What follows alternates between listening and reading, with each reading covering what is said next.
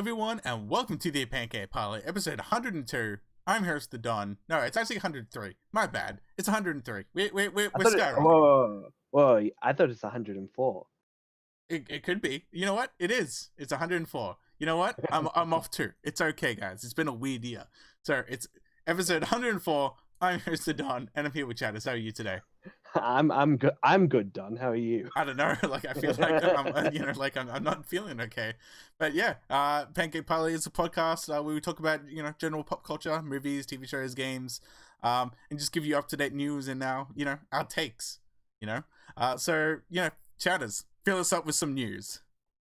Yeah. Well, the first bit of news is I finished watching Tiger King. It's been a while since it came out in like March or whatever, right?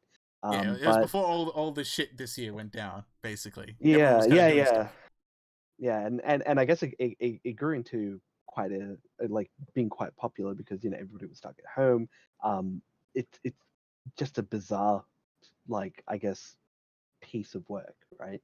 And I finally finished watching because the thing is, I'm not like a big fan of kind of reality TV, like purely because like I know that it's not actually real. And look, in reality, what is reality TV? It's really like heightened reality. There's a lot of like some of it's real, but then like it's exaggerated in some respect. And this is like a documentary as well, right? And documentaries to me, like, and especially this one, usually are slanted towards like a particular direction to try and make certain people look good or certain people look bad and so on and so forth. But I finished watching Tiger King, and it's so bizarre. Like it is worth watching for anyone who hasn't seen it. If purely alone, just for how crazy the plot of this is, because it seems like it's It fiction, seems so but heightened reality that it doesn't seem real. it seems fiction, but then you realize it isn't. And this is still like an ongoing thing that's still like living and breathing, and things are still happening in the grand scheme of the world, right? Again, like my kind of take on everything is like all these kind of owners of these zoos are all assholes. It like they're all kind of people who have taken advantage of animals and are using them for their own monetary gain. And this includes Carol Baskins, which obviously everybody kind of like they the It's the documentary does meme. it. Yeah, it's a meme, like fucking Carol Baskins, right? Like everybody like the show is kind of presented to make her seem like the bad guy, and stuff like that. And the thing is like, but they're all bad. Like Doc or whatever, he's like obviously being investigated, like I think for killing carbs and selling carbs and stuff like that. And he's obviously has like a really like kind of interesting, really degenerate background. Joe Exotic obviously has some really questionable stuff about his past and some of his like kind of acts and motivations and things like but at the same time, like there is like an insight of, has he been, was he set up by the I guess like the animal FBI? I forget what it's like, the Federal Fishery and something agency or whatever it is. Like, did they kind of have to like put all like a bunch of different stuff to try and get him on conspiracy? It got like based on how it's presented, it seems to be the case. But at the same time, it's not like he's innocent. Like, it's not like anybody should lose some sleep over him being in jail. But I guess like because of the way of him being such a character, um, you'd want like more. You want to see what kind of crazy stuff he'd get up to out of jail. I guess that's what maybe people are kind of missing. It's like, oh, well, I want to see more of this guy. I want to see season 2 of Tiger King, but you can't get that. You can't get that season because it's still ongoing, I guess. But recently, as of I think a couple of days ago, um, Joe Exotic lost his zoo, so his property, to Carol Baskins in court. Now, I was under the impression that the other guy, the kind of scummy Las Vegas guy, I thought he owned it, but he actually didn't. Apparently, like in the court, they kind of found that, oh, he like acquired the property like under false pretenses or something like that, and so it technically did belong to Joe, and therefore Joe could lose it. So yeah, that's kind of all gone to Carol Baskins now because of the court ruling. But as of today, um, uh, I think the sheriff of the Florida sheriff or whatever recently confirmed that Carol Baskin's like missing husband's will was forged.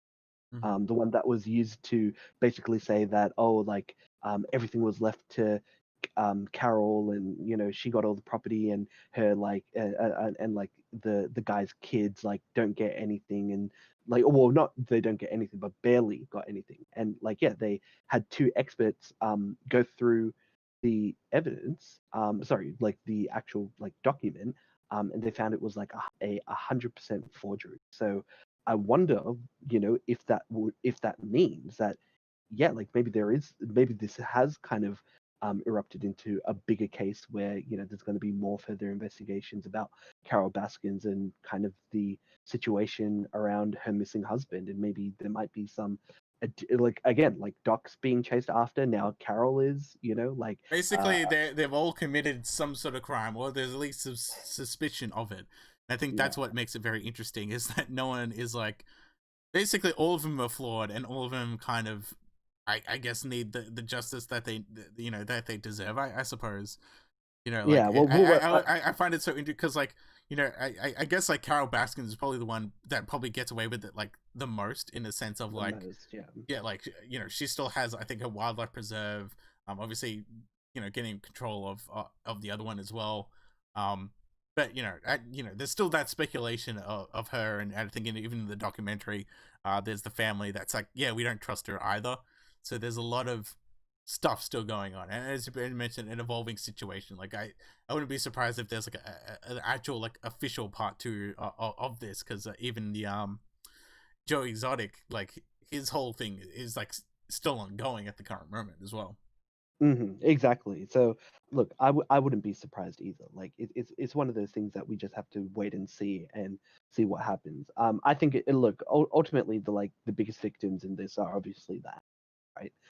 I did, I always heard that statistic about how there are more tigers in captivity in America than there are in the wild. And I always kind of thought about it. I'm like, man, that just seems so weird. Like, we just have like random people who have tigers in America, but like after watching the show, it fucking explains it. There's just a whole kind of animal kind of what is that? I guess trading stuff that's happening in the back, black market, I guess. Mm-hmm. So yeah, like that's the situation. Yeah, so I had a good time watching Tiger King, but again, it's like it's very bizarre. So keep an eye on that. I guess we'll go to something else that, speaking of like kind of the law kind of coming in and stuff like that. EB Games in Australia, so that's our I guess GameStop, right? Yeah, Like, 'cause GameStop. It's the same company. I yeah, it's think the same even in thing. Canada, it's called EB Games as well. Well, you see, from my understanding, it didn't used to be. It didn't used to be sorry, GameStop. It used to be its own separate thing until GameStop bought it. And I feel like that's when EB Games started to go bad, because I remember EB Games used to have a really good reputation here in Australia. Mm. But then it just kind of became like I guess like a soul sucking, money grabbing kind of company like And GameStop. not to mention, who actually shuts the EB Games anymore? To be honest with you. Well, look, if you're a smart consumer, you can still kind of shop at EB Games, and like, because they have like the EB Games like reward card thing, right? So if you're somebody who's obviously been shopping there for a while, and you have your points and stuff, like, you might as well kind of like, get them in a price match or something, and still get like, the points. And if you like to resell your games for like $1, brand new, like, it's up to you, but it's still there as an option. Yeah, but just go on Gumtree, mate. But yeah, for the points, I could understand like people wanting to still get stuff at EB. Like, I prefer getting stuff at like JB or Harvey Norman, or getting it online. Even I used to get stuff from, I think, like Oz Game Shop. It's like a British. There's like Oz Game Men as well, whatever it is. Yeah. Oh, okay, yeah, like the one that I mentioned, Odds Game Show. I think that's like in the UK, and so usually I remember like they would be like back when games here were like $99, right? Like for like here in Australia that's like pretty expensive. That's like the stock standard. Like I think like in America, the average video game is like $60, and maybe that's kind of going up like over time. But like over here, it used to be $100, and then like I remember when the new generation of games were coming out, like the Xbox One and the PlayStation, they tried to like bump up the prices for that as well. It's like, oh, you have to pay like $110 or $109. It's like, what the fuck? Like, why would anybody want to buy from like any of these big stores when you could just get it overseas for the Australian like not recommended price, but like for like the like a cheaper price. Like you can get it like for like $70 online, and you just have to have it shipped here.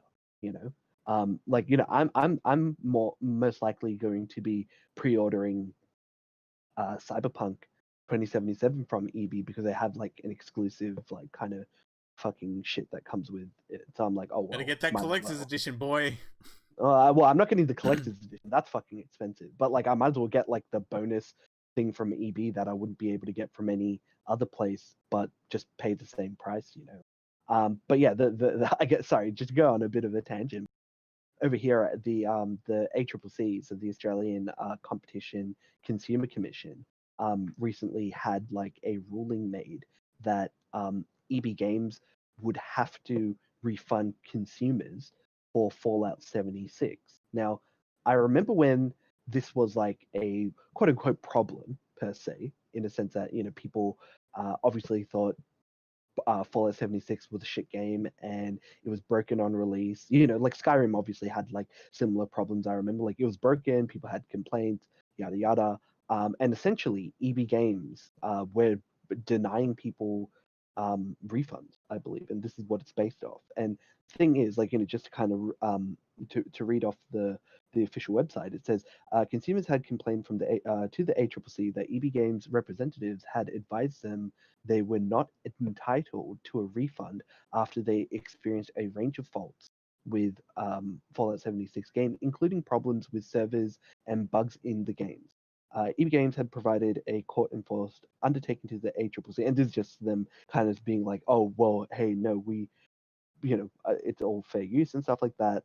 But essentially, the Australian consumer law provides consumers with the right to ask for their choice of a repair, replacement, or refund when they purchase a product that has a fault, which amounts to a major failure. And I think that, and the thing is, it's pretty generous. Like the one thing that's really good about Australian consumer law is that it is very consumer friendly, as opposed to like a lot of other places. Like we basically, like our country, like Australia, is responsible for Steam, like the online kind of video game service, allowing for refund because because Steam had to comply with our laws, and then they were like, well, fuck it, now we have to kind of just as like a good faith thing, I guess. They're like, oh well, we're now giving everybody the ability to get refunds because back ages ago, you'd have to like I don't know, like jump over a ton of hoops apparently if you wanted to get a refund. And even then, you might not be lucky to get a refund for a game, even after all that. Now, it's a lot better, and it all kind of originates from Australia's consumer laws, which I think is a good thing. And it's good to see that now not everybody's eligible, from my understanding. So it says here consumers who are eligible for a refund from EB Games because they were denied a refund should contact EB Games before the 1st of August 2020. I think it's from like a particular period as well. So I think it's November 14th, 2018 to the 31st of October 2019. Maybe. But yeah, so maybe it's a big period, maybe not. Oh, I'm not too sure. But anyway, Either way, like I feel like Fallout 76. Everyone knows it's a blunder. I feel like they've tried to recoup and they're pretty much distanced themselves from this game, even though like I think that recently, like probably 3 months ago, there was some sort of expansion to it. And yeah, and as I think as I mentioned when I guess reviewed this game, it's pretty much a games of service game. Like this game is just going to be continuing on, and at some point it would just keep on building its reputation of like, okay, it's kind of playable now. It's kind of like what happened to No Man's Sky, where at the start everyone hated it, and then I think now apparently if you play it now, it's got so much extra content in there that it's actually worth it, but still it's not my type of game, I guess. Yeah, you see, I think you're being a bit generous because I think even No Man's Sky, like, it's a lot better than obviously what they promised. Like, they finally have multiplayer in the game. They finally had it, but that team kind of went like dead silent for like a year and just constantly worked on an update, and have released like subsequent updates.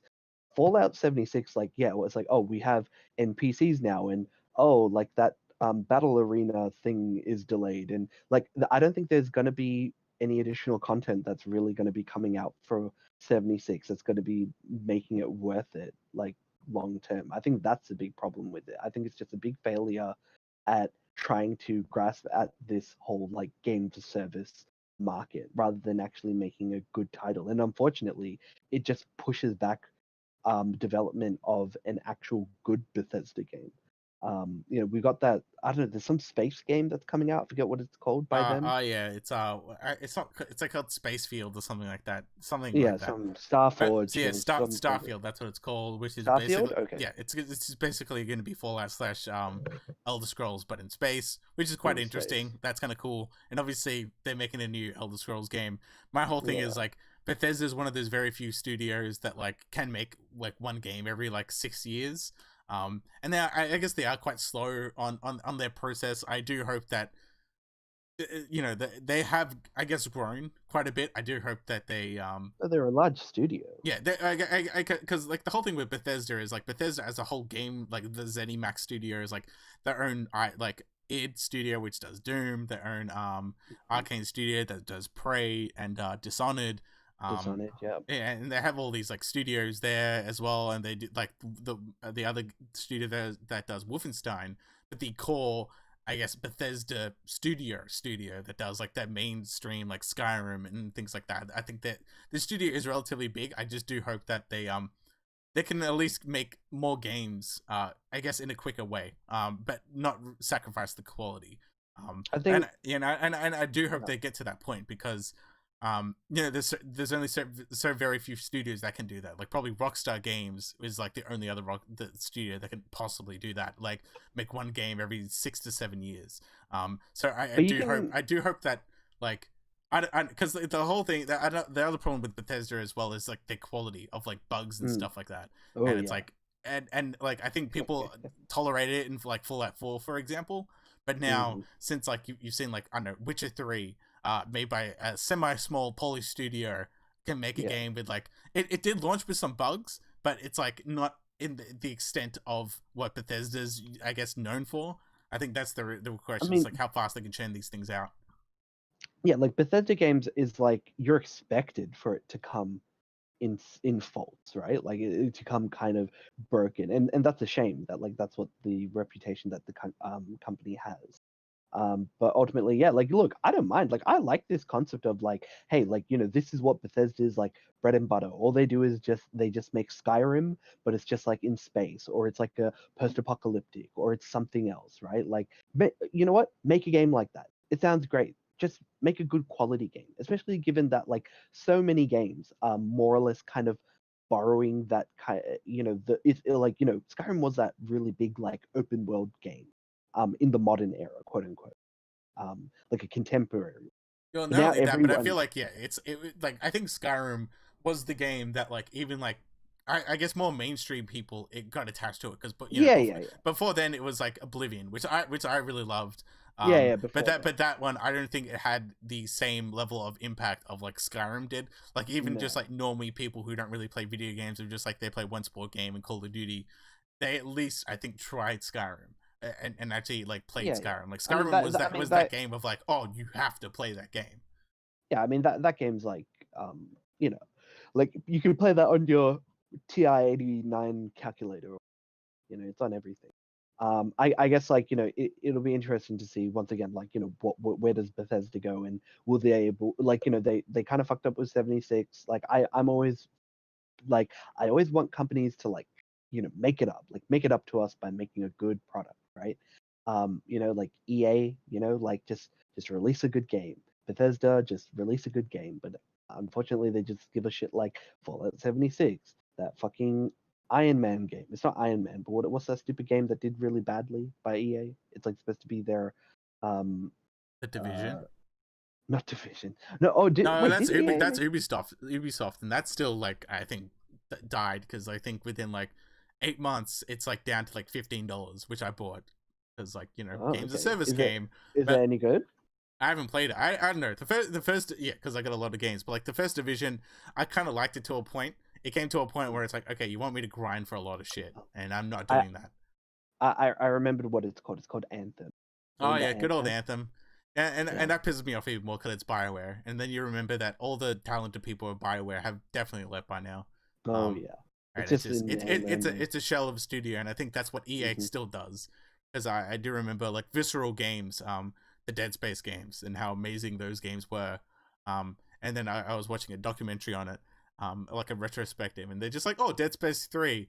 For this to make its money back, we need 5 million people to buy this game, and 500,000 people want the Oh, game, okay. and it's like, and the problem with Dead Space 3 is because they try to action it like as in it came more of an action game than like a horror survival game, and Oh, I think that's the okay. problem with EA is they very much take away certain things, and I do hope that you always hope that they learn at least because EA has been known for this for Um, like years. So I mean, look again. They can only be motivated by profits, right? Like I think ultimately we're gonna have to look towards like new and like smaller studios to make good quality games. Again, like CD Projekt Red is obviously getting big, right? But like that's my like Cyberpunk is like my next big game that I'm kind of really looking. It's been a very long time that I've been excited for a game to come out. And I think this one's going to be the one. Going to be, how like we have that game at the start of the century or whatever, sorry, the start of the decade. I think this is going to be like that really big one that's going to get everybody excited about stuff. especially in But yeah, next well, gen when you definitely see it like in a next gen version of it, it's gonna look freaking good. exactly. um I guess we'll go on to our next story. So I think so Marvel Studios, obviously they have a few characters in limbo because of their contracts with Netflix. But apparently they're going to be regaining the rights of Daredevil in 6 months. So that means, um, you know, wait, by the end of this year, like maybe they might be able to get a new show coming on, or maybe they might be, they might be doing like, how like Matt Ryan from Legends of Tomorrow Constantine. fame and Constantine. He kind of went from being like Constantine on this show, and then they're like, you know what, fuck it, come on this and just play your character again. Like maybe they might be able to kind of continue Daredevil in some capacity, or maybe they might. Being Kevin Feige, I think he'll just want to do his own version, right? Like, and there's a bit of a controversy as well because I think the current slate of Marvel movies like don't have a spot for Deadpool. So people are like, hey, like even I think Rob Liefeld, the creator of Deadpool, was like making a stink on social media. It's like, oh, where's Deadpool and blah blah blah, and obviously because Yeah, which is true, and I think that's kind of maybe the problem with the Marvel thing is that they have a set formula, they have a set schedule, and it's mm, like there's like for them it's still like I don't know 2 movies a year, maybe 3, but it's like mm-hmm, and the problem is when you consolidate into one studio, you couldn't have Fox making another Deadpool movie, and I think the problem is that it needs to be a subsidiary brand or maybe toss it off to another studio. But like obviously, Marvel's very defensive of their properties now. They're definitely not going to do that, and it's like, and especially with something like a Daredevil, I would assume he's gonna. I think it's gonna be like yeah. Going back to it, I think possibly it might turn out that it's probably gonna have some sort of cameo in the movies, mm-hmm. but like I think like Daredevil is gonna be in some sort of TV But do you show think it's somewhere. but do you think it's going to be a recast, or do you think it's going to be a continuation of what we saw on Netflix? Well, previous history is showing that Marvel doesn't care if they're recast like anyone. Like Mm. War Machine was recast, Hulk was recast. So honestly, I wouldn't be surprised if they just recasted for the sake of Well, recasting. And I feel well, like after Endgame, they can kind of just be like, you know what, oh yeah, because the snap or Timey whatever, wimey shit. Yeah. it's a different person. And I think Yeah. it's a very easy excuse to just get rid of someone that they didn't like, or like be like, all that previous, seasons, it doesn't matter anymore. But like, I'm trying to remember, what was there any cliffhanger for Daredevil season 3, like that they needed to kind of Um, resolve? Like, I don't. is I there a don't reason to go back, really, aside from good casting and obviously, like, I think in general the creative. actually. I think the only other thing that we're missing here is like the creative team of Daredevil. Was really Mm, great, especially the action directors, because obviously Daredevil's really known for like its action scenes, specifically like the third season, had yeah. that like basically 20-30 minutes that was just one continuous shot. Mm-hmm. Like that Yeah. The stuff. prison. That stuff I love, and I wish more mainstream stuff did that. However, knowing like the Marvel, I guess, formula, and if they take charge of what it's going to be, they're not going to take that care and attention. But my hope is they do. That's my only criticism, I guess. Mm-hmm. Yeah, and yeah, I guess in the end, like we'll have to see because the thing is, there hasn't been like a major replacement. Because what were the two characters you mentioned? War Machine. What was the other character that they Well, recasted? they like Edward Norton as Hulk, But that was and yeah, but we're talking about like almost like a decade ago now, right? Like mhm. since they've made like those kind of casting changes. Like for me, I think like they'll probably like Kevin Feige wants his universe, so he wants to put characters he thinks are going to be effective. So I think like if they're gonna have somebody, they'll recast them and maybe put him in like a Spider-Man movie, right? Like how cool would that be if in the new Spider-Man movie that's coming out that obviously is like the last kind of collaboration between Sony and Spider-Man probably, right? Mhm. That because he got exposed as being Spider-Man, so now he has to get a lawyer, and the lawyer's none other than Daredevil or like his human Well, like wasn't the rumor alter. that it was going to be possibly She-Hulk? But still, I didn't even know.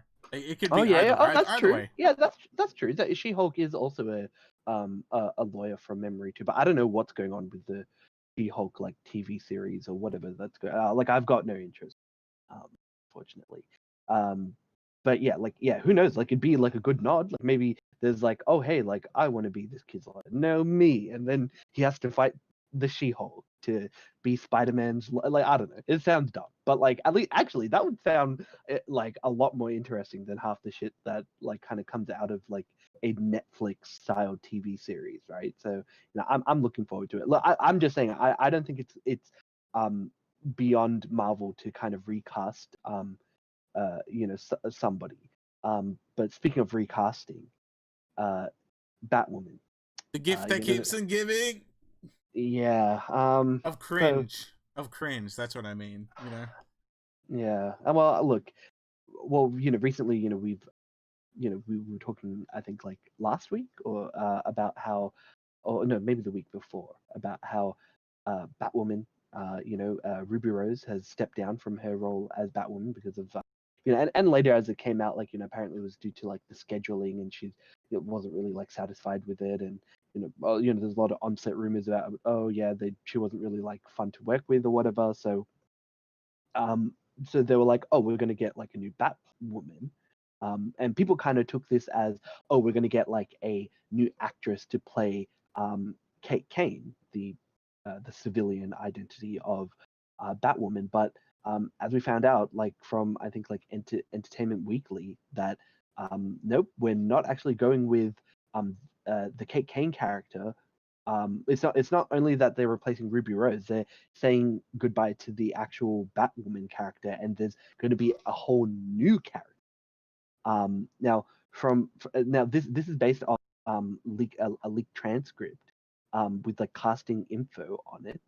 And it and the funny thing is, even on the actual like casting info, it even says no posting on Facebook, Twitter, personal blogging, or any website about the role, the show, the script, or any other actors in the show. God damn, Um, I love people breaking NDAs and stuff. When I man, did my acting days, I did some of it.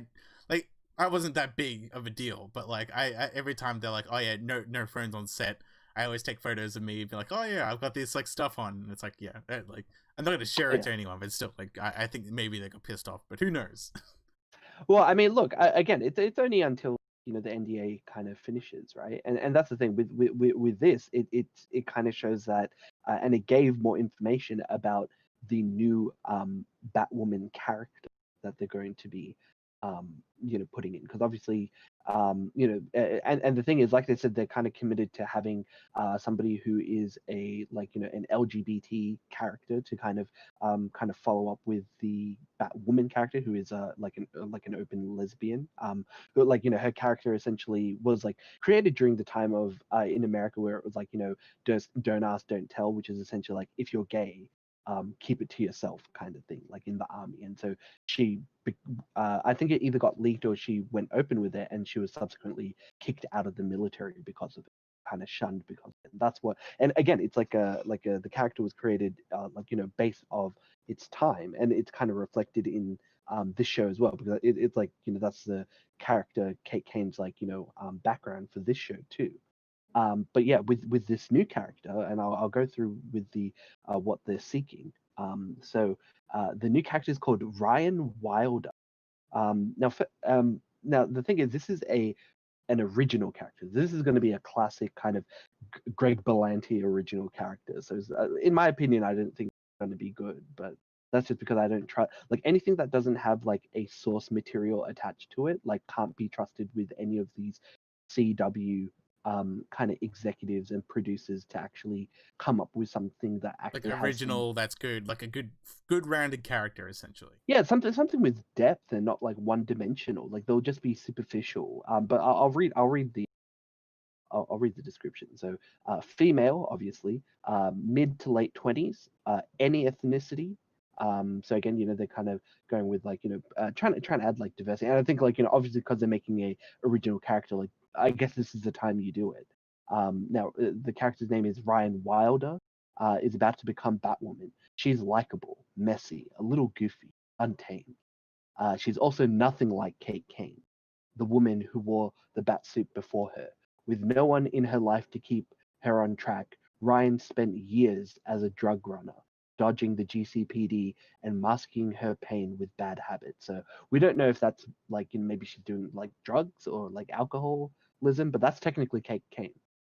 So who knows? Who knows what the bad habits are? Maybe she goes into what is it, boxing matches or some shit. Now today, reformed and sober. Okay, so that kind of gives it away that yes, she was either doing drugs or Well, alcohol. there we go. That's her flaw. Oh yeah, drugs and alcohol. But that's exactly like KK. She's a That's what I'm saying. A lot of this is pretty much one to one. It's there's nothing like the character. Well, I'm like, hold on. I know. Continue. But I'm still saying. Okay, so Ryan lives in her van with her plant. Okay. I read Oh that, my or god, it's a poison ivy thing. Oh my god. well, it's just a plant, I guess. A girl who would steal milk for an alley cat and could also kill you with her bare hand. Ryan is the most dangerous type of fighter, highly skilled and wildly undisciplined. That kind of seems like a contradiction. You'd think something that's like wildly undisciplined, but then okay, I kind of get what. Anyways, an out lesbian, athletic, raw, passionate, fallible, and very much not your stereotypical all-American hero. Yeah, and so it's AEP series regular. Performers who identify as LGBTQ are encouraged to. So yeah, that's the description of the character. And yeah, again, it's I think this show's fucking done. I think they should have just. To be honest, it was called already done. This is just an extra nail to that coffin. They fuck me, man. All they had to do was just recast, reboot. It would have been fine. But instead, they're just going with a new character. Man, this is some low IQ shit right here. But I mean, it's to be expected from when you give them a modicum of some creativity behind creation of a character. It's the same thing with Arrow as well, with a lot of their kind of original characters. I'm pretty sure Arrow's daughter and maybe William might actually be Yeah, I think William is an actual son. But anyway, the point is like, like a lot of the like kids just seem like, hey, we're just just like gender swapped or versions of the main character. And I don't even know if they're gonna have like a spin-off for Birds of Prey or whatever. But man, like it's just ridiculous. It's such a mistake, especially given how bad in the ratings that Batwoman is doing. Even apparently, Stargirl is doing bad, which is a bit of a shame because I do like the production quality of it's like this. Some of the story kind of seems like a little bit like, oh, okay, well, she's just gonna do whatever she wants, and oh well, we'll see what kind of shenanigans they get up to. But at least there's the plot and the overall thing seems a lot more cohesive and a lot more thought has been put into the show in just the first 3 episodes alone than all of Batwoman as a single season. Even I'd say just the very first episode. So yeah, again, it's quite a shame just the direction that they're going for in Batwoman. But because I am the resident like CW superhero masochist, like I'll have to watch the show because why not? Yeah, like I think you have more tolerance of it than me because I'm just kind of like, it's yeah, because whatever, pass. it's because of my diehard DC nerdism. That's the only thing that keeps me rolling through. It's a hard pass for Speaking me. speaking of nerdism, um, apparently there are rumors, and again, this is someone that I like to reference all the time, Grace Randolph. So she's really good when it comes to all the news about DC. Like whoever she's got as a source usually is right on the money. And apparently she's been saying, she said this on Twitter, that apparently Warner Brothers are in talks to try and get the original actor who played Cyborg, Ray Fisher, to come back and maybe do. I think what it's kind of described as being like additional shots or appearances for the Snyder Cut. And yeah, and so I guess like yeah, like there may be talks with him coming back, and maybe he does because there was supposed to be like an extended like kind of scenes with Cyborg, like because he's he's kind of New 52 rebooted kind of origin is well he was implanted with like the mother box, which is like this device that essentially allows the new gods, which are the DC kind of these kind of like gods, just like entities. They travel using this device. They kind of get up to all these kind of shenanigans using this thing called the mother box, and he has one kind of implanted in him. And there was supposed to be like kind of a subplot of oh like Darkseid's trying to like tempt him or convert him or try and twist him onto his side and maybe become evil or some shit like that was apparently like in the works. Again, it seems like Snyder had a lot of ideas for this Justice League movie, and yeah, like a lot of it couldn't come to pass, which look makes sense because there's only so much you can put in a 2.5 hour movie. But yeah, like Well, not only that, but like I think the film was actually 2 hours. I think that's the major butcher part of it is. But like after watching the his commentary on Batman v Superman and Man of Steel, it seems like he had like pretty much almost like a like he had like a Marvel plan, but it was kind of his idea. He was like the Kevin Feige almost of this like DCEU where like he had a full on like five picture / 6 picture arc of like Superman. He had a whole arc of like Man of Steel is his origins. Batman v Superman, he's kind of learning his humanity, and then like he sacrifices himself, and then like you were supposed to get a lot of evil Superman in the first part of like the Justice League movie, and then the next part it was going to be him being Boy Scout Superman, and then obviously there was going to be a finale of like another Superman film where he's the Superman that everyone knows. Like he had this all kind of planned out. He had this whole story arc planned out, but the problem was allegedly, but like allegedly as well. DC's kind of like for some reason, like it was basically after Batman v Superman was criticized for being so dark that everything changed, including like stuff like we've heard recent rumors and Twitter arguments with David Ayer as well, where he said Suicide Squad and the original intent of Joker was supposed to be a lot more darker. Much like the film. So I feel like it was going to have this tone. It was going to have a darker tone, and they just switched it like last minute. So my whole thing is I always feel sorry for, Zack and what could have been, I guess. Well, yeah, I think definitely like ideas have kind of obviously been twisted from what his original intent was, but you don't want to get to a point where it's kind of like a Kojima level thing where you just have like years and years, or like what guy who created like the Final Fantasy 15 game and that like took like fucking forever as well. Well, Same yeah, thing with well, like that's like Kingdom Hearts. Yeah, well, yeah. Tetsuo Nomura is The like a same guy. yeah. Well, Tetsuo Nomura is basically a character design from Seven, and then he went to full on like directing duties when it came to like 13 onwards, where it's kind of like and Kingdom Hearts as well, where it's like story is like what the hell's going on. But yeah, he's one of those people where it's like Square Enix needs to get a move on, type of thing. Yeah. It's like Well, he's yeah, one of those people. but that.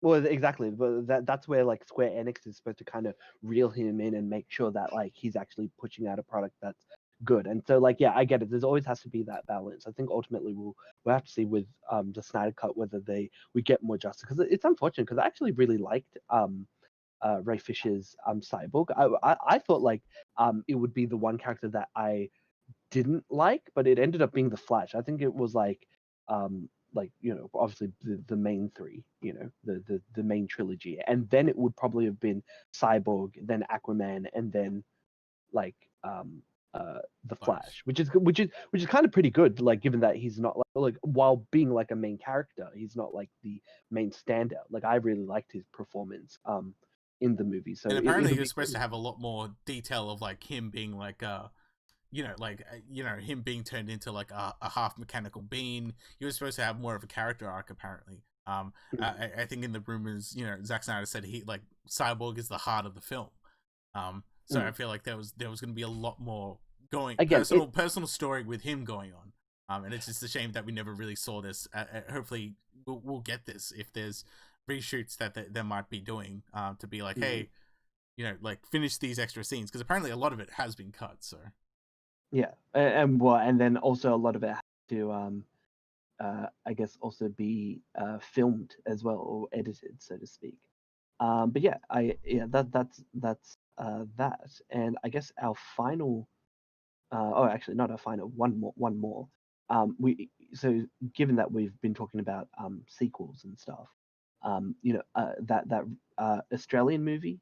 Or actually, is it Australian? I'm pretty I sure. think I Upgrade. think it's shot in Australia and it's got a lot of So, Australian crew in it. But yeah, I, Australians I, helped. I, yeah, well, I thought the director's Australian, but I might be incorrect. But yeah, like Upgrade, which is like one of the best movies that came out. Like, when did it come out? Like 2018. Yeah, it was like 2018. It's the Venom movie that should have been. That's what Venom should have been. Right. Oh yeah, I see what you mean. But yeah, it's a really good movie. It's essentially about like a guy who has this kind of AI chip implanted in him that allows him to, I guess, like make superhuman feats and calculations and stuff, and he has to kill the people who killed his girlfriend. That's as simple as that. And it's really great. And that's getting a TV series sequel, which is really cool. Again, like it is like kind of like a cyberpunk, styled show. Sorry, movie. Oh yeah, so he's an Australian screenwriter, actor, film producer, and director. So yes, he is Australian. So good to see an Aussie kind of doing well and also getting sequels to shit, because that's really cool. I really like the world of Upgrade, so it'd be cool to see like what, because like the guy is like a mechanic, but he's like an old school mechanic. I only work on old stuff. The So it'd classic. be cool. Yeah, so it'd be cool to see like what's the futuristic part of this? Like, can this be the the altered carbon that everybody really deserves? Could be the case, and yeah, I look forward to that coming. I'm just happy that it's at least getting like a semi spin off / sequel type of thing. Like, I think it was one of the biggest like surprise hits. And it's just really cool to see like at least someone noticed that it is quite like quite a great film. And yeah, and I think like the acting was really great in it as well, because it's like a guy pretending that he can't control his body with the microchip. I felt like that was a really cool thing to have. Yeah, exactly. Yeah, good. It's a really simple idea. It's executed and filmed really great. Story is really awesome. So yeah, if you haven't seen Upgrade yet, check it out. It's really worth it. Another sequel that also got announced this week was Sonic is getting a sequel. After doing so well And after kind of everybody making fun of it, basically like the internet bullying Paramount into redoing all the nightmare fueled version of Sonic that they originally created. It is finally getting that sequel. It's confirmed, so that's always really good. It'll be interesting to see whether or not we're going to be getting the original actors coming back. Like I forget his name, but he's in Westworld. That guy. Whether That he's guy. coming back. He's like that. He has like that kind of generic good guy kind of character in all the Yeah, the Cyclops. I forgot his name. yeah whether or not he's going to come back and To be honest, like I think after the end of the film, I feel like it's moved past that. Like I Mhm. almost feel like they don't have to set it in like a what do you call it, like a human world. Because I think like at the end, like the end credits, like you see Tails appear last minute, so it's like Mhm. I feel like you don't have to. I think now they could Well, do like a full on animated version and just yeah, but have they it. also have but they also have Dr. Robotnik, who is Mm, still a human, right? So it's not like the like in the end, like they do kind of technically save on some budget stuff if you have humans, and humans can kind of play the foil, right? Because they can't move as fast as Sonic Hedgehog, Sonic, Knuckles, and Tails and stuff. So I think it'll be interesting to see what characters they introduce with the next movie. Like, are they just gonna go all out, or like like it's one of those things like are they gonna hold back some characters so that they don't have to so that they set it up for a sequel, or are they just gonna like blow their load and just kind of hope they use everyone they can? Because I feel like a good thing that they could potentially do is like with this movie they either make it about like Knuckles um or they do like obviously like a direct sequel about Dr. Eggman, or they do something like they have like the dark like the what is it Shadow or whatever, and then Sonic has to fight Shadow, and then in the third movie that's when Dr. Eggman comes back and they do some shit there. That could be what they have planned, but it's like that. I guess the whole thing about they have these human characters, like whether or not they'll reuse them. That's I guess the decision that they have going forward. But I'm just glad that yeah they did a good job. They listened to the fans, and yeah they made a lot of money and and they've I been think it's like the successful. most successful video game movie. So it's like I think hmm At this stage, yeah. it's broken barriers, you would say. Yeah, I mean, it beat Detective Pikachu, I'm pretty sure. So like, yeah, it's definitely doing a good job, and yeah, it's one of the better like video game movies that are out there. Like that's again, the bar's very low, but it does a good job, and yeah, so more video game movies to come, I hope. But speaking of which, you have watched a video game related movie, Yeah, and and it's actually related to the Pokemans as well. Which is I think it's called Pokemon Mewtwo's Revenge. You'd see this on Netflix, and this is a 3D animated Pokemon film. And the interesting part about this film is it's pretty much a one-to-one remake of the, I guess, what, 1999 film of Pokemon, the Mhm. first movie, just in 3D. And I don't know if it transfers that well Oh, into 3D. Like, actually, it's no. But, just want to make a mhm. clarification. I made the mistake. So it's called Pokemon Mewtwo Strikes Back Evolution. So the first movie is called Pokemon the first movie Mewtwo Strikes Back, and this is known as Pokemon Mewtwo Strikes Back Evolution. Because again, like you said, this is a one-to-one kind of recreation of the original movie, but in 3D. Yeah, pretty much. But still, it's still it is basically the one-to-one of the film. There's even some hmm shots that are exactly the same. They just redone in 3D, and it's like I feel like the whole thing is like, do you really bother with this? And I honestly just say no. Just watch the just original animated thing, because I think with 2D animation, it's got a little bit more heart to it. Has more style to it. Plus the 3D, I feel like it's almost kind of soulless. I feel like it like not only does everything look a little bit weird, um, but it just doesn't add anything really. Like maybe there's like one to two different shots that are different because oh yeah, it's 3D animation, but like I haven't watched the first movie in like years. Mhm. But as far as I know, it's exactly the same movie.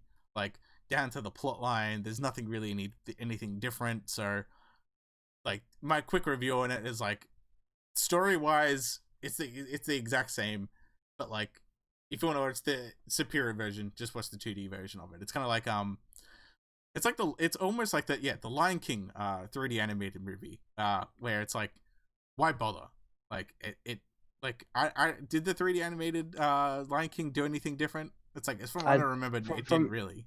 I think they did. There was like less animation. Like there's less like spectacular stuff. Like there's like obviously the song where they're singing Just can't uh wait to be king. And that used to be cool. yeah. Like how they're like walking and stuff, and like there's like a lot of stuff that's cut out, and it's just like a 3D animated line that's walking from my understanding. I saw it on Twitter, like people put it side by side and just showed that like the original one, there's all the stuff happening, like trees moving and they're kind of jumping around and stuff, but it's not the same because obviously they're not going with the effort. Again, sometimes it's like a shameless cash grab, but like something like this, like I actually the animation for especially for the older Pokemon movies were pretty cool, and I really liked them. And I think it still holds up. Um, all things considering. But yeah, I guess if you had the option between telling somebody to watch Pokemon the first movie, Mewtwo Strikes Back, or Pokemon Mewtwo Strikes Back Evolution, you'd probably tell them to watch Evolution. Um, yeah, I just the original first movie, like 3D animated. Just forget it even Sorry, the exists. first one rather. Yeah. Yeah. The first one. The first one is just it's just the way to go. I don't know. I just feel like even like the voice acting, like because I watched the English version, it's just not the same. Like I don't know. I just felt like it was very weird, like the voice acting. I don't know if it was just because like 3D animated looks a little bit weird with the mouth syncing, or is it just like the voice acting is relatively bad? I have no idea. But it was just Mhm. it was very whatever. Yeah, there seems to be like I think they're trying to do like kind of like an alternate, like how like the Pokemon movies and stuff like kind of happen in like like in the 3D universe, so to speak, right? Mm-hmm. Sorry, in the 2D universe. And apparently this movie, along with Pokemon The Power of Us and uh, Pokemon the movie I Choose You are all like 3D movies, so they're all kind of within their own kind of universe that they're trying to make, which is like a 3D universe. Which, to be fair, I think it's kind of smart in the sense that you kind of get like the like newer, younger generation of kids to kind of enjoy the content without having to you rehash old stuff, yes, but it allows them to kind of refamiliarize while also kind of making it fresh to look at without having to spend a lot of money because again it's 3D animation as opposed to like getting Korean sweatshop animators to create it, which obviously gets really expensive.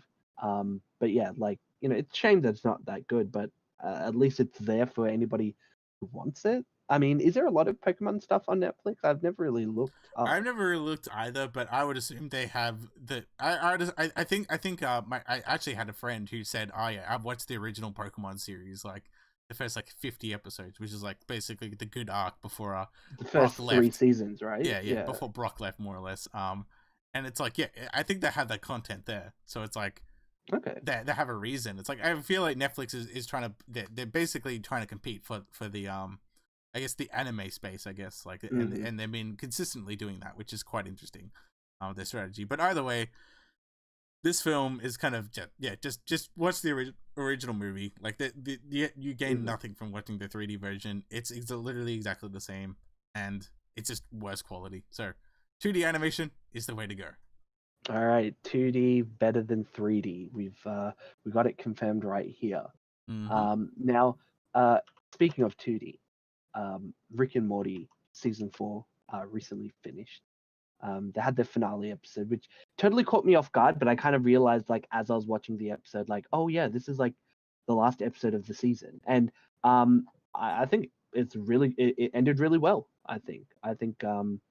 Again, it like brought. I think it's called like the episode is called Star Mort Return of the Jerry. Again, it like they even make fun of the fact that they're doing like a Star Wars parody in it, which is pretty funny. But it's essentially like based off like one of the previous episodes where Rick makes like an alternate like clone version of Beth, who either goes to space to live her life or stays and is still a mother. And yeah, there's all the shenanigans that happens there. Which, Yeah, by the way, really, I completely forgot about that. That was a plot point, and then until this episode came out, I'm like, oh yeah, that did happen. Yeah, it's because it happened in season 3. Because it was it's back when they were trying to do like, oh, this is an episode where it's Rick and someone else that isn't Morty. It's like, oh, it's the Rick and Summer episode, or this is the Rick and what's the dad's name? Whatever, that guy's Ben, not Ben, Jerry, because I Jerry. think of Ben and Jerry. That's the Ben and reason why I Jerry, remember it.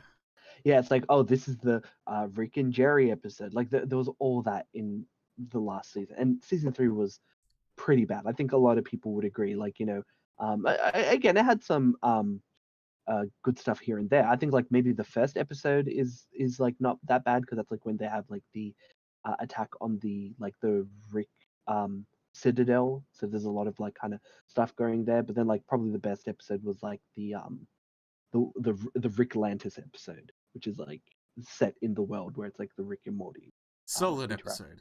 Yeah, good episode. That's probably the best episode. Whereas like this season, but the rest of the episodes were kind of like or meh. Whereas this season, like most of the episodes were like just quality. Like all of it was good. Even to the point that I kept forgetting that like certain episodes were from this season. Like there was the episode with the snakes. That's probably one of the best ones, where it's like Snake Jazz.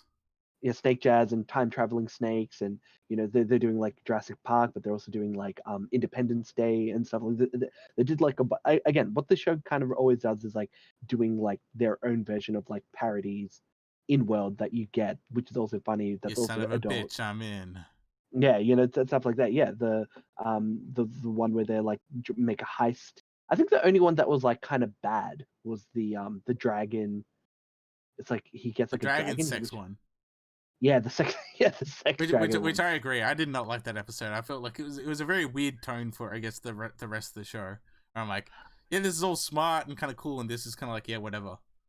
Yeah, well, I guess if like that's the low point of the season, but again, like that happened like in the first half, I think, of the season, whereas like every other like recurring episode, like every time like I saw like, oh, new Rick and like there was an entire episode that was dedicated about like a vat like a vat of literal acid. A vat of acid. Yeah, and it's just like, yeah, the whole episode is just it's so stupid, but it's so great. Like the entire thing, even the one that was before about like how it's like apparently Rick like impregnated a planet or something. Yeah, it's all bizarre, but again, it all falls under the purview of Rick and Morty, and I think like this season is really really good, especially after the atrocious third season.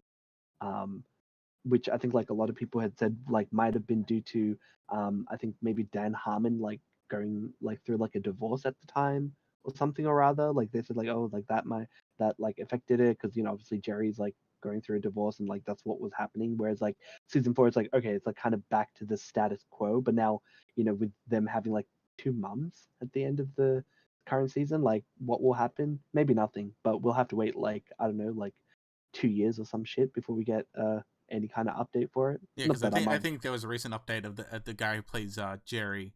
He's like, yeah, we haven't even recorded anything for the next season, which I would assume. Which is fine. Yeah, which things are going down, so I don't think there's gonna be we're gonna get any content anytime soon, I guess. But still, this season was definitely worth the wait. That's for sure. Mm-hmm. Yeah, and I wonder because like I think like season 4 began in like last year, right? Like November last year or something. Yeah, it was like November, December last year. And yeah, like does that mean that we're gonna have to wait till like 2021, like late before we get anything? I think late 2021 is probably what's gonna happen. And like, yeah, it's a shame, but I think like it might be the case that like again, this is the cost of like kind of Western animation, and especially animation, and especially like a show where it's like it's very off the cuff, right? Like they do an episode, and the episode kind of centers around whatever like they kind of like ad lib half the time, right?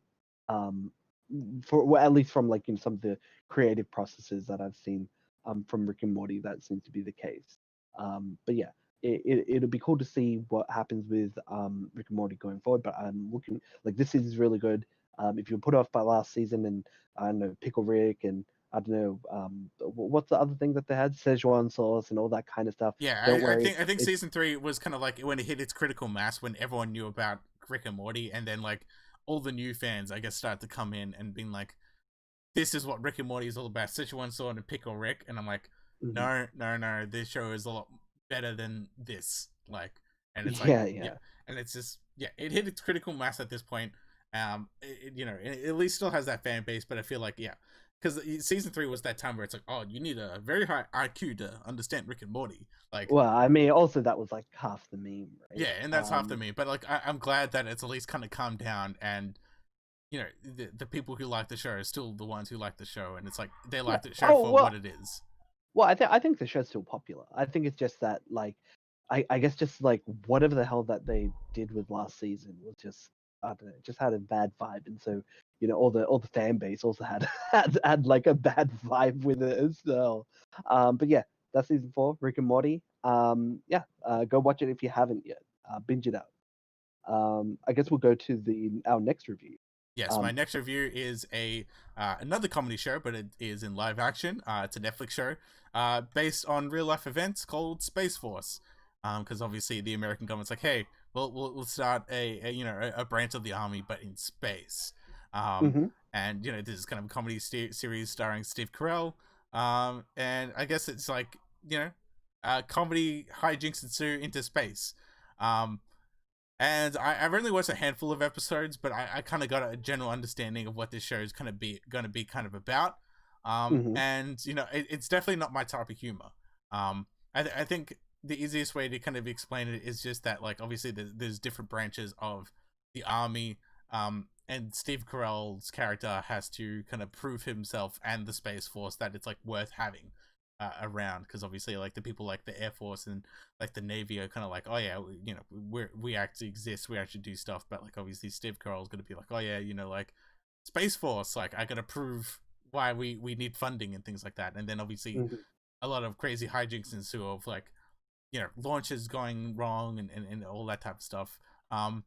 And I don't know, it's definitely not my type of humor. I think a lot of people are pushing back on it, in a sense of critics are saying this is like very terrible, and some I guess user reviews are saying they're fine. I think the problem is obviously comedy shows, they're insanely subjective. It just depends on your type of humor.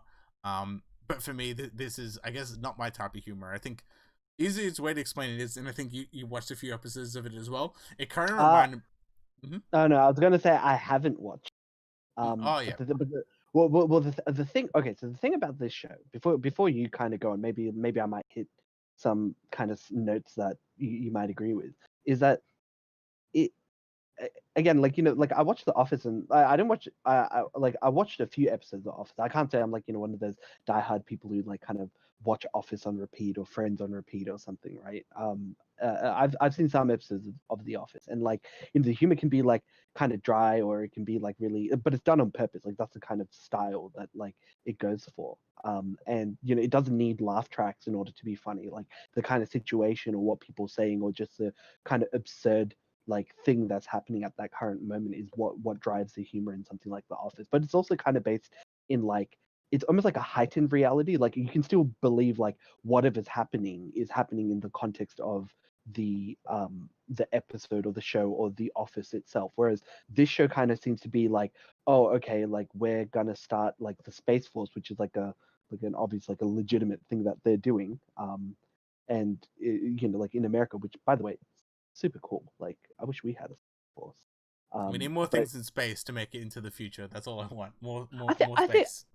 I think the thing that I thought that was so stupid was like people were saying like, oh, we need to have like black camo if we're going into space, and it's like, well, no, you wouldn't, because then like yeah, we get like no one would see you, but like at the same time, like we're not at the stage where we're having like human on human like kind of Fights in actual like yes, space atmosphere. yeah, and space. By the way, just as a sidebar, did you see the so I don't know if you saw like how SpaceX successfully sent 2 astronauts into space. This is just Yes, they like as a did. side note, but yeah. So SpaceX successfully sent 2 astronauts from NASA into space and was the first commercial, privately owned like kind of company to send people into space. And they were successfully able. I think the other day they like maybe like a day or two ago.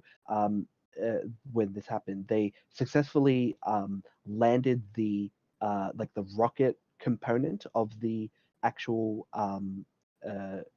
rocket as well, like the thrusters, like like the lower half. Yeah. That they successfully kind of landed that, because usually what would happen in the past is that kind of sets the rocket off, and that's like all kind of not kind of lost, but it's like it's not reusable. So they'd have to do it again. With this system, like it allows them to reuse this rocket propelling system without having to spend like millions and millions of dollars of remaking it. And so they were able to send the rocket off to space, land the thruster component part. I'm sorry if anyone's listening and they know like the actual proper It's like, terminology. This well, is what I actually, yeah. But yeah, they land that part. But then they also, I think the actual spacecraft itself is called like the Dragon or something really some cool like name like that. And it was able to successfully dock with the International Space Center. Is it space? Yeah, Space Center. the International ISS Space Station. Yeah. station. There we go. That's what I'm looking for. ISS. Yeah. Yeah, and they were able to successfully do that. So that's really cool. So I guess like the only thing that's left is I guess like well, I'm actually not too sure if they're going to be returning in that particular spacecraft, but I'm assuming maybe that's the case, and that would kind of show like, hey, we successfully did it. And yeah, like it's incredible. And the thing is, if you look up their spacesuits, it just looks very like it looks very chill. Like if you look at like the older spacesuits, it's all kind of bulky and it's all kind of like like I don't know. It It just feels like yeah, it very much looks like something like not of this world type of thing. It doesn't look like you could walk down the street with it without looking a little bit weird. well, I guess like the way I kind of describe it is like it seems very like it's designed with like protection, right? Like it's trying to make sure that like whatever's happening is going to be for like the survival of like the person inside. So it's like extra protective in every kind of capacity. But the thing is, if you look at the new space suits that at least SpaceX came up with, I don't know if they have like any practical usage like out in space. Like I can't tell you because again I haven't looked into it too much, but it just looks like something that you'd see in like sci-fi. Like in a sci-fi, like it's just like really like kind of basic and yeah, like it's got all the like internal systems inside, like kind of temperature controls and stuff like that. Yeah, but it looks really simple. Like even like the mask, like kind of the helmet component isn't like a giant like orb or anything. It's just like a something out of like the old stuff. It's just like a simple like helmet that you'd see in like what's that game that everybody like Destiny, like a fucking helmet like that. So I thought it was really cool. Like yeah, that's the direction that we're going to in phase, and it's pretty interesting. I guess what has this show kind of done to kind of you said that it's based off real stuff. Well, Like I said what's based the off of real stuff in a sense of like real life events that it's gonna start a space force, but like obviously anything else is like because obviously oh as far as I know, like the only thing that's happened in real life with the space force is like it just like reveals of like what it looks like, and but no one actually knows the actual plan but behind a lot of this stuff anyways. But like mhm. it's just kind of like that, and it's like a fictionalized version of it. Um, and I think the thing that it reminds me of is another show that came out earlier this year about space as well. That was a comedy show. It reminded me of that Avenue 5 show. Yes. Yeah, Yeah. where it's kind of possibly the kind of the same humor, where it's obviously like in a Okay. sense of like they launch a shuttle into space and bad Mhm. stuff happens and they're just like, oh crap, now we're gonna do it. Like I think in the second But it's episode not. they But it's launched not they launched the serious. shuttle, and then they realized the damn Chinese came in and cut off their shuttles like kind of like responders because the whole joke or the whole episode is like, oh hey, like, do we need weapons? And he's like, yeah, of course we don't need weapons. We just, like, if anything, we just have a net, a space net. And then as soon as they launch the thing, is the Chinese just come in and just snip the freaking thing, and like, god damn it, the Chinese. So it's like, I know there are certain parts that are funny. As I mentioned before, comedy is very subjective. Like, if you like the comedy stylings, I guess, of something like a Steve Carell, or kind of like the very like stand face, like what do you call it? Like it's kind of like the Aubrey Face. Plaza yeah, deadpan expression of like something like a John Malkovich, because John Malkovich is also in here. Mhm. And then you also have Ben Schwartz, who I think is mostly well known for being in Community. Yeah, not Community. What do you call it? Parks and Rec. Parks and Rec, Yeah. yeah. So essentially, if you like those types of comedy, I'd say go watch it. It does have Jimmy Yang, which I mostly know of Jing Yang, who was in the show Silicon Valley. We just played a Chinese guy. Mhm. So like it plays on its own stereotypes. So I just want to like mention one thing. You basically summed it up, because I'm never going to watch this show now, because because Avenue 5 like had a lot of potential, but then it like ended up being really unfunny. It just seems to be like, oh, we have a lot of these stars in it, but like we can't really kind of make a, well, I don't know, it's just not funny. It's not It's like that the funny. situations that they're in are not funny, so it's like, but they put him in there. I personally, from what I see from like Space Force, it is probably better than Avenue 5, but it kind of has that Mm. same type of feeling where it's like, okay, things are happening that are going wrong, and oh yeah, the management needs to figure this out, and let's figure this And out, they and then can't, and they come up with like a funny solution that's like related to something that happened early in the episode, or some shit like that. Well, here's the thing: where I see Space Force, right, it's something that I often describe that Netflix does, which is they like look up. It's like a fucking algorithm, right? It's like, what do people like? Oh, people like Steve Carell. People like the what was the other, Parks and Rec. People like um uh they're like friends that you can. they're like friends. They're like friends. But there was that other show, the Chinese guy that you mentioned. What Oh show yeah, was he yeah, from Silicon again? Valley, yeah. Silicon Valley, which is also a comedy, right? And they all kind of have like a very similar kind of comedy style as well. Like, obviously, it's not exactly the same, but I you can think out see of all that. of them, Silicon Valley is probably the only one that people should watch. But yeah, Yeah, I've heard good stuff about Silicon Valley, but like, yeah, but that's what I'm saying. Like, they're just like, oh, let's put it into the Netflix AI device and come out with a TV show. Okay, what is it? Oh, Space Force. We'll have Steve Carell headline it, and all these other funny people from other funny shows are also going to be in. Like that. That's the way I kind of see this show. It does. It seems to be like Netflix attempt at trying to make a series and trying to see if they can catch lightning in a bottle, but I think it's all just like surface level and pretty shallow yeah, from the looks it's of it. it. Yeah, that's pretty much the nail on the head. Where it's like, yeah, the situations are kind of whatever. It's not really creative, and it doesn't really do anything interesting with, I guess, its setting. Where it's like, this could be set like on Earth, and just have certain situations, and it'd be the exact same thing. I think just Yeah. obviously, yeah, the pedigree is just slightly higher, so I think a lot of people expect more from the show. Um, I think a lot of it is a kind of a hit and miss on comedy. As mentioned before, comedy is very subjective and very hard to kind of pinpoint. Um, I'd say at least watch the first episode, and then you'll kind of get a good taste of like, this is for me and this is not for me. I think Steve Mhm. Carell does his Steve Carell type of thing, where he's kind of like, he tries to play the straight man. It's like, I got everything, but like got everything covered, and then something happens and he kind of panics. Um, I guess Mhm. that's his type of shtick. But I think I don't really endorse watching Space Force, but you know, it's your own free time. If you want to watch it, go watch it. Yeah, Um, look, it's on Netflix. It's free, quote unquote. You're not going to lose. you're You're only only gonna going to watch lose like an hour you're only gonna or lose like whatever. 32 minutes of your life, basically. Um, Hmm. but yeah, onto my next show, which is also on Netflix, which I've heard is highly regarded. And Hmm. it's Yeah, having its. Mhm.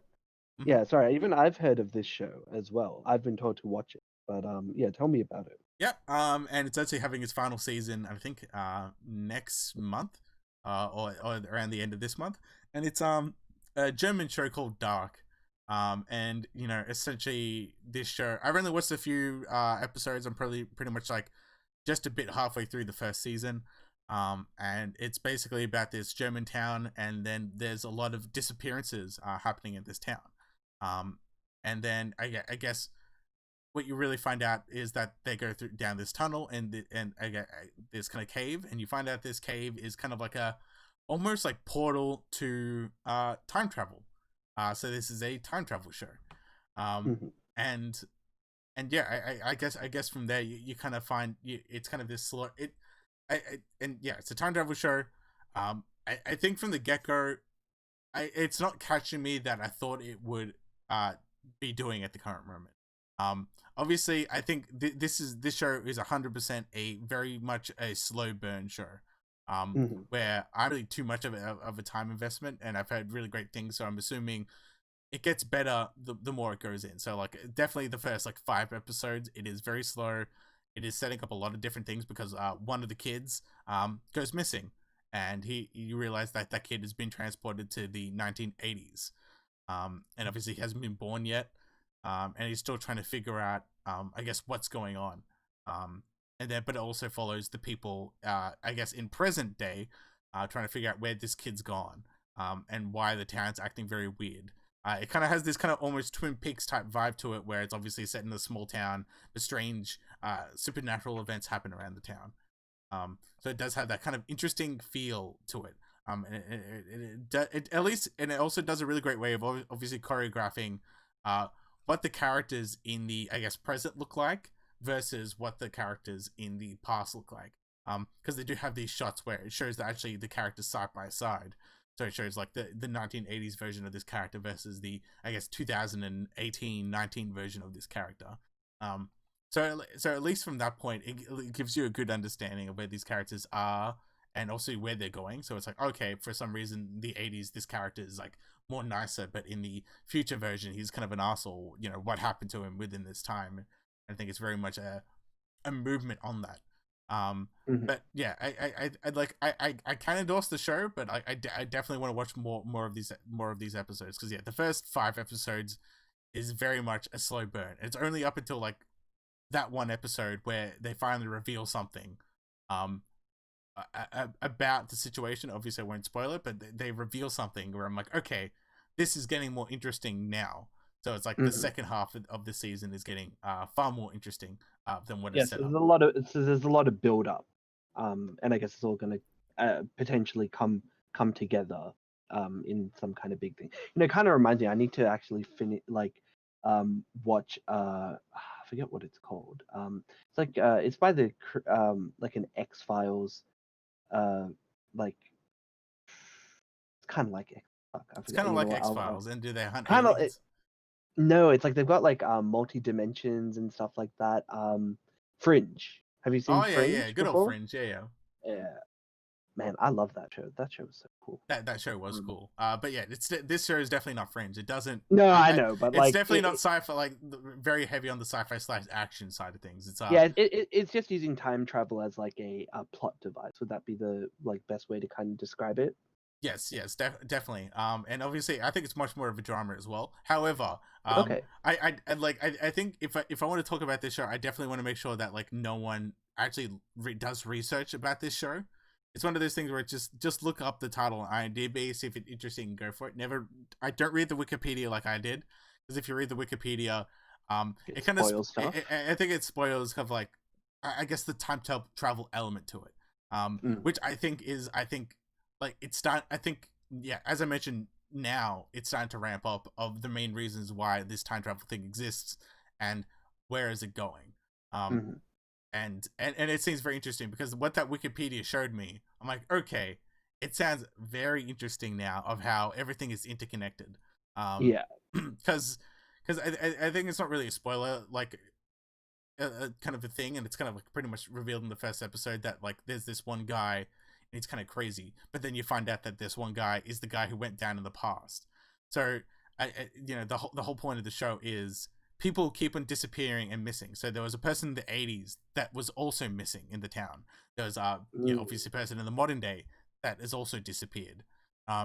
So obviously all these are interconnected, and the whole point of them disappearing is probably because they all time traveled at some point, and they're all related to each other. So I think what it's really coming down to is like a time travel paradox, where it's like if you if you time travel here, then you didn't exist here, therefore meaning that person just disappears.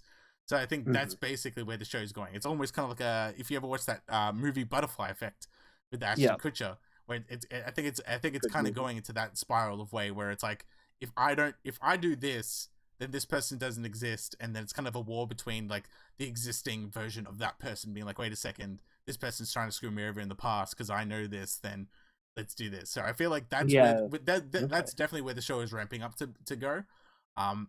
So definitely I would recommend it. It's just one of those things where it's like, the first five episodes are very much a build up of who these characters are, what time period they're in, and what kind of like character they are. So then you've got more better elements of I guess the time travel stuff moving forward. So yeah, like overall, I think this show is actually definitely worth it, and I think worth your time. Especially when the third season's coming out really soon. And it's only 3 seasons, so it's one of those things where you could just watch all of it within like kind of a more or less afternoon. Not an afternoon, but like a kind of a weekend. Mm-hmm. And does that spur you on to watch a little bit of it? Like, yeah, look, you're always trying to get me to watch things. Look, I'm always trying to be like, hey, this is actually pretty good. Maybe you should watch it. Yeah. I mean, again, like I've been meaning to watch this show. It's just again, you've watched it before me. That's the difference. Mm-hmm. It's on the list. It's on the list of things to watch. Yeah, well, that's the thing. No movies are coming out, so you're pretty much catching up on all your stuff. Yep, that's it. That's what we're all trying to do. We're all trying to catch up and keep ourselves busy. Pretty much. But yeah, that's actually going to be us this week. Remember, you can always listen to us on Spotify, iTunes, Libsyn, and our YouTube channel, Marketing Movies, where we stream. So until next time, let's hope Henry Cavill doesn't time travel back in time and say no to Superman. So until next time, see ya. Catch ya. Hold on.